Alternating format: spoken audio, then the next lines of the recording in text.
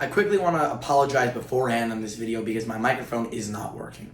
Alright, but who cares? Let's get into today's video. We're going to be talking about the top 5 matches of 2026 so far. I know we're only halfway through the year, but there's already been some insane matches in WWE, NXT, AEW, Ring of Honor, TNA, AAA, surprisingly, and many other independent promotions and other wrestling companies. But let's get into the video now. Alright, before I get into my top 5, I want to put in an honorable mention. It is crazy that this is only an honorable mention this early in the year and just shows you how stacked the professional wrestling product we've been seeing, whether in all these companies so far. It is Swerve Strickland versus Kenny Omega on the February 18th AEW Dynamite. This match was insane. We had the power bomb onto steel steps, a bunch of insane, quick pace, fast, athletic counters by these two men, and obviously the V-trigger and the one-winged angel was absolutely insane by Kenny Omega. This match was perfection and exactly what we needed to sum up the nice early start of the year feud we had between these two unbelievable wrestlers and faces of All Elite Wrestling. Alright, in 5th place, in my personal opinion, Andrade El Idolo versus Bandito at Revolution 2026 back in March. This match just was disgustingly good. These two wrestlers were so ready to go with each other. It was a battle we were ready to see since both of these men stepped in AEW. Bandito has just taken the role in becoming one of the faces of AEW and has learned how to be a face as becoming the champion in Ring of Honor. I really think him running Ring of Honor has helped him so much, develop him in this new star. And I think Andrade leaving WWE, stepping back into AEW, is the best thing he could have done for his career as well, really elevating him and showing the star he can be with the proper usage. And look, more on the match perspective, it was fast-paced, the chemistry was excellent, and once again, these men looked like they were put on the earth to wrestle with each other. Their chemistry was unbelievable. I'm really enjoying the babyface Bandito. I'm loving how the crowd has been responding to him over the last few months. And Andrade just is working such a great heel character with the Don Callis family. I really love what this match did to elevate these guys and show us what we can get out of them going to Summer, going to All In these bigger upcoming pay-per-views. Up in 4th place, Roman Reigns versus CM Punk, Sunday night main event for WrestleMania 42. This match was perfect. It was a perfect way to rejuvenate, to heal a feud that felt like it was falling apart on a promo perspective, on a narrative perspective, going into the main event, and they just proved the whole world of professional wrestling wrong. They showed everyone that sometimes it isn't always about the verbal build. It's what ends up coming about it when the time, like when it is done at the end of the day, you know? But yeah, like this match was just beautiful. The Roman heel work in the ring was unbelievable. The return of Roman's own music was sick. CM Punk, I'm pretty sure, had that hype package to his Ring of Honor theme. The 2.9 kicks were excellent.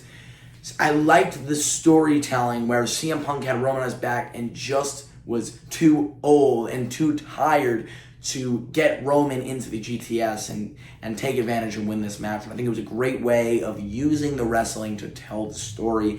And obviously I was really happy with the outcome and Roman Reigns picking up the win. This match was easily 5 stars and an unbelievable start to the year 26 for WWE.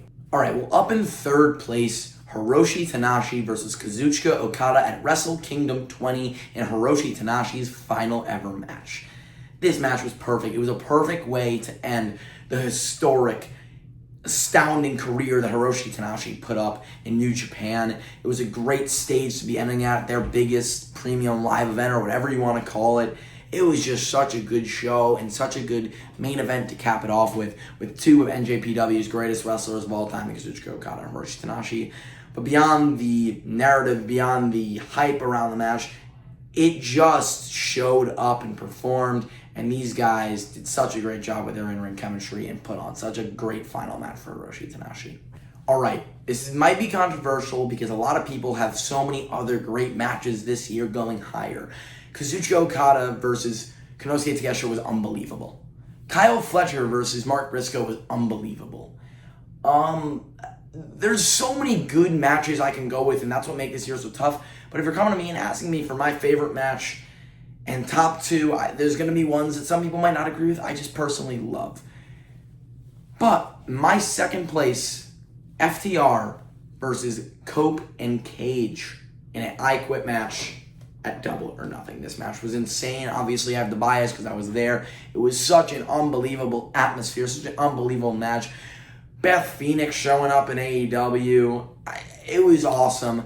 The spear with Stokely going through the fire table. I mean, the spikes in the face of Cash. I mean, it was just such a damn good match. Such a good build. The emotional moment with, I think, Cope and Cage winning their first tag titles in over 20 years. It's just beautiful and such a great moment to be a part of. And that's got to be my number 2 for this year. All right. And in the number 1 spot for what I don't think anything has come close to this year, El Grande Americano versus El Grande Americano in a mask versus mask at Noche de los Grandes AAA. This match was perfect. It was bloody. It was, I don't even want to get in the match yet. The build was insane. For the last year, this build has been emotional. It has been confusing. I mean, we have no clue who these men were. I mean, we still don't know who the only El Grande Americano is, but surprisingly, the OG was Chad Gable. I could never have thought that. They did such a great job, though. Besides the jokes, they did such a great job with this feud involving the girlfriend, the wife, or whatever of El Grande Americano and the emotions of this match. The blood, I just felt like was necessary.